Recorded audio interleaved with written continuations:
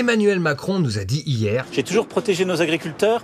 Ils savent que quand je prends des promesses, je les tiens. Alors que les agriculteurs sont dans la rue justement parce qu'il a rien tenu de ses promesses de début d'année et que ça fait depuis belle lurette qu'ils se sentent pas protégés. Bah si, même que j'ai dit que j'étais contre signer les accords du Mercosur en l'état pour les protéger. Exactement. Donc s'il a dit qu'il allait pas les signer, c'est qu'il va peut-être le faire. Donc c'est pour ça que sur les accords du Mercosur, je me suis dit que j'allais vous en dire les termes. Les termes. Les termes. Les termes. Les termes. Ouais, les termes. Le Mercosur, c'est le marché commun d'Amérique du Sud, entre l'Argentine, la Bolivie, le Brésil, le Paraguay et l'Uruguay. Donc on devrait logiquement plutôt dire les accords entre l'Union Européenne et le Mercosur. Mais bon, on abrège souvent et Macron premier en premier. Signons le Mercosur avec Mégasur, un groupe idéal pour un marché commun, mais aussi pour une fête à l'Elysée ou pour ambiancer une station de métro. D'ailleurs, j'ai acheté leur CD.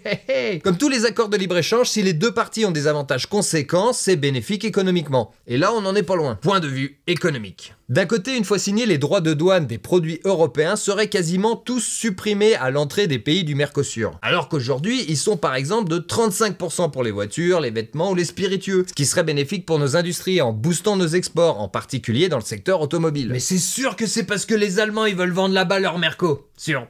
En échange, les pays du Mercosur pourraient exporter encore plus de produits agricoles et alimentaires. Riz, sucre et surtout la viande. Non mais nous on veut pas de bœuf aux hormones dans nos assiettes, man. Ça serait pas le cas. Si le deal se fait, il y aurait normalement le même niveau d'exigence que celui demandé en Union Européenne. Et la quantité de viande serait limitée venant des pays du Mercosur pour ne pas inonder le marché européen. Bah si tout le monde est content, hein, si ça relance notre économie, où est le problème? Surtout que dans mon magasin bio, il y a une ribambelle de très bons produits d'Amérique du Sud, je recommande. Si on dirige le pays comme un compte en banque, ça pourrait logiquement passer. Ça tombe bien, je suis banquier de formation. J'étais chez Rothschild. Mais si on multiplie les points de vue, eh ben ça foire dans tous les sens. L'Union Européenne. L'Union Européenne a des chances d'y trouver son compte, ce qui pourrait amener à une signature, sauf qu'en son sein, une bonne partie des pays se retrouveraient lésés. Baiser, tu veux dire? Hein? Non? Tu voulais dire lésés? Ah. Les deux peut-être? Et nous les premiers, la France, première puissance agricole européenne avec une autosuffisance en bétail, on prendra évidemment plus de risques à en importer du moins cher. Ouais, Macron il aime bien se faire léser. Évidemment, le Mercosur c'est seulement 5 pays, relativement homogènes. Il y a par exemple seulement 2 langues. Musicalement, faut accorder 5 mecs qui jouent tous la même musique à la flûte de Pan. On n'aime pas, mais ça reste fluide. Ça n'a rien à voir avec notre Union Européenne. 27 pays totalement disparates avec pas du tout les mêmes objectifs. Va mixer 27 musiques traditionnelles qui n'ont rien à voir. Hein. Et là, j'en ai mis 3. Hein. Blind test, tiens, essaye de retrouver. Non mais c'est bien un peu pour ça que l'UE, ça marchera jamais correctement. Un siècle de retard. Les négociations pour cet accord ont débuté au siècle dernier, en 99. Juste un an après leur avoir mis et 1, et 2, et 3-0 aux Brésiliens. Bof niveau timing, tu m'étonnes que c'est pas encore signé. Depuis, on a eu un quart de siècle pour se rendre compte que la mondialisation à outrance, c'était peut-être pas forcément le modèle à suivre. Et le Covid a enfoncé le clou. Et un beau gros clou. Allez, tendez-moi donc votre bras pour le rappel. Parce qu'on croit à la souveraineté alimentaire française. Pourquoi importer une viande au mieux d'aussi bonne qualité, au mieux aussi bien contrôlée, alors qu'on en a suffisamment dans notre pays? Oui, peut-être pour la nôtre, mais pas pour l'Union Européenne, et on est avant tout européens. Même si ça nuit à notre souveraineté alimentaire nationale? À cause d'une concurrence déloyale, avec un coût de la main-d'œuvre et de l'entretien du bétail dérisoire. C'est même en partie pour ça que les agriculteurs sont dans la rue. Les difficultés que vivent nos agriculteurs aujourd'hui n'ont rien à voir avec le Mercosur, puisqu'il n'est même pas signé. Ah oui, c'est vrai. Il croit que ça a rien à voir. Soit il est déconnecté, il a même pas la télé, soit il ment, soit les deux. Parce qu'on importe déjà de la viande du Mercosur, 2 fois plus que ce que rajouterait la signature d'un accord. Il faut rajouter à tout ça les autres importations mondiales mal gérées. Hashtag Ukraine. Mais non. Pour Macron, les agriculteurs demandent... Ils veulent quoi? Qu'on garde une Europe forte, parce que sans l'Europe, on n'a pas de modèle agricole. J'ai jamais entendu un agriculteur demander ça. Hein. Genre, l'agriculture, c'est une boîte de Lego et il y a que l'Union Européenne qui a le mode d'emploi. Ah bah non, sans l'Union Européenne, je sais pas à quelle date planter et quel produit mettre dans mes champs. Hein, copain? Pour les agriculteurs, un accord avec le Mercosur, c'est juste la petite goutte de merde qui va faire déborder le pot de chambre. Il était déjà plein en janvier leur pot de chambre, hein. Ils sont quand même allés se coucher cocu. Ah, je me dis que peut-être que cette fois, même s'ils décident de signer rien du tout, ça va pas suffire pour endormir les contestations. Hein, surtout vu l'odeur de merde qu'il y a dans la pièce. Oh, je vais leur chanter une petite berceuse, ils vont tout de suite faire dodo. Mais par contre, j'espère que mon Michel Barnier, il a une voix aussi féminine que mon petit Gabriel, hein. pour faire la maman. C'est peut-être pas pour rien que Macron a tout fait pour fuir à l'étranger. Hein. Même s'il fait ça à chaque fois. Mais n'importe quoi. Je suis juste allé faire dédicacer le dernier album de mon groupe préféré. Hein, Fils de Pan.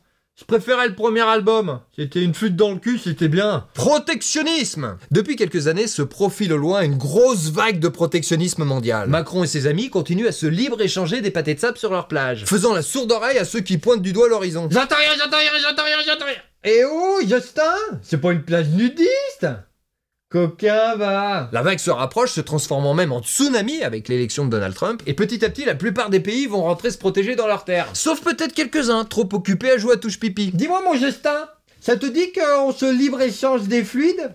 À 3 avec mon Brigitte? Le changement climatique. Si l'accord venait à être conclu et s'il était parfaitement respecté, on aurait au mieux une viande venant d'Amérique du Sud d'aussi bonne qualité, aussi bien contrôlée, qui rejoindrait notre viande française dans les magasins. Et peut-être pour un prix plus petit, ce qui est bon pour le pouvoir d'achat des Français. Et moi je pense à eux. Sauf que cette viande, elle leur a fait 10 000 km pour venir dans notre assiette. Comment peut-on d'un côté se dire concerné par la souveraineté alimentaire de son pays, par l'écologie, par le changement climatique, et même dire aux agriculteurs Ils veulent quoi? Qu'on les aide face aux conséquences du changement climatique. Et d'un autre faire 10 000 km par avion à des tonnes de viande alors qu'on a les mêmes, voire mieux, en quantité suffisante chez nous. On a suffisamment de parpaings pour construire la maison. Ramenez-en 10 palettes. Pourquoi faire Par manque de cohérence. Ah d'accord. Avec notre président, on a évidemment un début de réponse. Le roi dit en même temps, il a le droit de proposer d'aider face à des conséquences dont il promeut la cause. Eh oui. Surtout que logiquement, si on achète plus de viande en Amérique du Sud, ils devront, pour répondre à la demande, soit en importer à leur tour et faire 10 000 km à des tonnes de viande, soit, augmenter leur zone de pâturage. Et donc, tabler sur la déforestation. Oh, la société moderne veut nous priver de nos forêts, alors que c'est nos poumons qui nous permettent de fumer nos bédos. Man. C'est une constance mondiale d'être dirigé par des mecs en pleine dissonance cognitive, toujours en train de dire tout et son contraire en même temps. Ou c'est juste nous? L'objectif de cette fin d'année, février-mars, c'est d'aller à gauche-droite pour économiser en dépensant sur des impôts nouveaux que nous allons créer pour les réduire sur une écologie polluante. Sauf si on fait l'inverse. C'est pas encore... j'hésite. Conclusion. Il faut se demander dans quel monde on veut vivre. Est-ce que l'avancée économique collective, relative, doit se faire au détriment d'une partie de la population et du sacrifice d'idéaux? C'est ce qu'on a toujours fait. On peut peut-être changer. Je sais bien que dans le monde ouvert en pleine poussée mondialiste d'il y a 25 ans, ça pouvait passer. Surtout qu'il y a du potentiel niveau accord, man. Ouais, la société moderne veut nous obliger à faire la quête dans le métro, man. Mais les erreurs tolérables du passé, aujourd'hui, ne le sont plus. Leurs conséquences sur ce monde en perpétuelle évolution imposent des changements de paradigme. Et le plus tôt sera le mieux. Ah ouais. Donc en gros, c'est Merco pas sûr. C'est Brigitte qui va pas être contente, hein, parce qu'elle adore s'ambiancer sur leur musique. Je sais pas comment je vais lui annoncer, peut-être avec une petite pipe.